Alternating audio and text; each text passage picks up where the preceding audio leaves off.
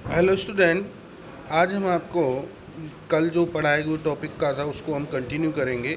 कल हमने आपको फर्स्ट फ्लाइट जो बुक थी उसमें third chapter two story about flying उसको हमने पढ़ाया था, जिसमें हमने पार्ट वन को लिया था। पार्ट वन का टाइटल था हिज फर्स्ट फ्लाइट। कल हमने इसमें इसके ऑथर लियम ओ हर्टी के बारे में बताया था। इस चैप्टर का जो इंट्रोडक्शन था उसको बताया था, थीम था उसको बताया था। आज हम इस चैप्टर की जो समरी है उसके वैल्यू पॉइंट्स का मतलब होता है कि कहीं ना कहीं उन टॉपिक्स को डिस्कस करेंगे जिससे हमें ये पूरी स्टोरी समझ में आ सके।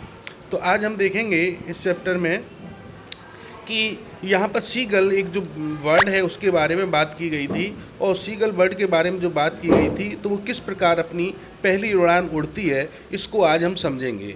तो जब उसने देखा कि एक पहाड़ी के नीचे वह चिड़िया जो है, ये पक्षी जो है, वह अपनी बिल्कुल साहस को नहीं जुटा पा रही है, तो अपनी पहली जो उड़ान है वो कैसे उड़ती है, जब उसके और भाई बहन सिबलिंग्स जो थे, despite their much shorter wings, अपने छोटे छोटे पंखों के होने के बावजूद भी फ्लू फियरलेसली, बड़े प्यार से बेनिडर होकर डरते हैं। While he could not gather the courage to trust his own wings, लेकिन वह अपने स्वयं के पंखों पर विश्वास न जताकर साहस न कर सके उड़ने का, और इस वजह से वह उड़ ना सका पक्षी। He was full of pessimism, क्योंकि वह पूरी तरीके से, पेसिमिज्म का मतलब निराश था, यानी बिल्कुल उसके अंदर निराशा भरी हुई थी।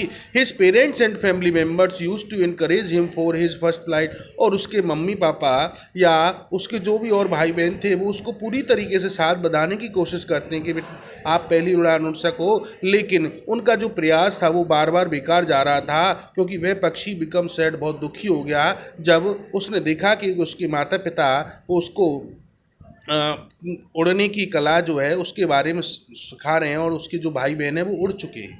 हिज पेरेंट्स स्कॉल्डेड हिम, उसके माता पिता कभी उसको डांटते हैं और कभी उसको बिल्कुल भी कुछ ना करने के लिए उसको टोंट भी कसते हैं।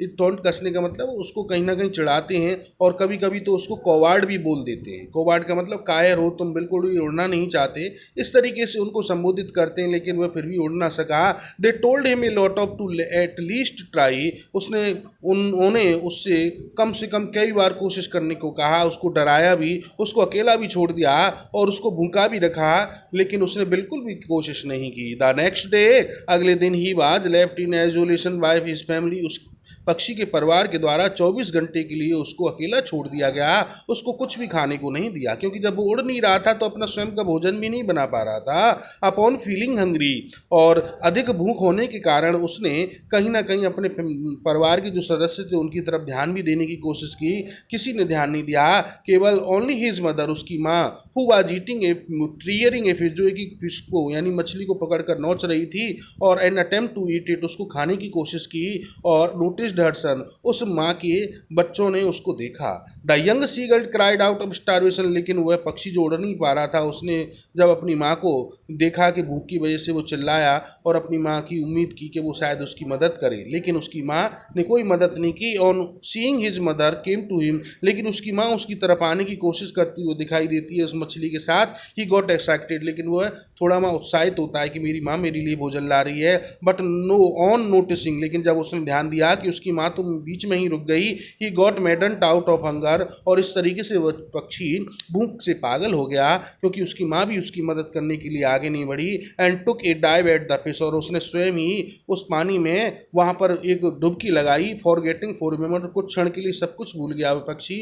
ही वाज एफ्रेड टू फ्लाई, क्योंकि वह उड़ने से डरा हुआ था, इस बात को भूल गया। और अंत में जब उसने भूख की वजह से डुबकी लगाई, और ही टुक हिज फर्स्ट फ्लाइट, जब उसने अपनी पहली उड़ान उड़ी, उस पहली उड़ान को देखकर उसके जो परिवार के सदस्य थे, all the family member celebrated his victory, उन्होंने उसकी जीत पर खुशी जाहिर की और डांस करने लगे कि चलो उसने कुछ तो किया। और he also attempted at floating in the sea, और इसके बाद उसने समुद्र में तैरना भी सीखा। ही बाज बंस एफ्रेड ऑफ, जिसमें वो पहले डरता था। इस प्रकार ही ओवरकम हिज फियर, इस प्रकार वह अपनी डर पर जीत का काबू कर पाया, और वह अपने दिमाग से जो डर था उसको निकाल पाया। इस पाठ को आज हमने समझा कि किस प्रकार उसने अपने डर पर जीत पाई। हमेशा अगर हम डर के रहेंगे तो कभी जीत नहीं पा सकते। जीतने के लिए हमें अपने डर को हटाना ही पड़ेगा, क्योंकि डर के आगे ही जीत है। यदि हम डरते रहें तो कभी कुछ नहीं कर पाएंगे। अब नेक्स्ट वीडियो में हम इसके पार्ट 2 को समझेंगे।